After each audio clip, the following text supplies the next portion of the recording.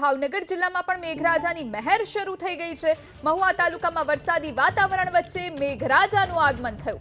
કોટિયા, કળમોદર, વાવડી, રતનપર, રાળગોન, ઠળિયા સહિતના જે ગ્રામ્ય વિસ્તારો છે ત્યાં વરસાદ વરસી રહ્યો છે। વરસાદનું આગમન થતાં મહુવા તાલુકાના ગ્રામ્ય પંથકમાં ખેડૂતોને સારા પાકની આશા બંધાઈ છે।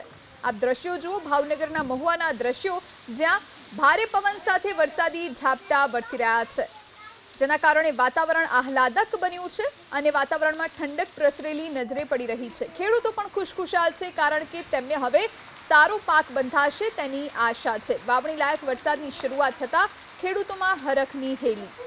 તો રતનપર, રાળગોન, ઠળિયા સહિતના જે ગ્રામ્ય વિસ્તારો કે જ્યાં પવન સાથે અને ગાજવીજ સાથે વરસાદ વરસી રહ્યો છે, લાંબા સમયની રાહ જોઈ રહ્યા હતા ત્યાંના સ્થાનિકો અને ખેડૂતો કે ક્યારે ઇન્દ્રદેવ પ્રસન્ન થાય અને મેઘ મહેર કરે, અને હવે અંતે વરસાદ વરસતા તેઓ ખુશ થયા।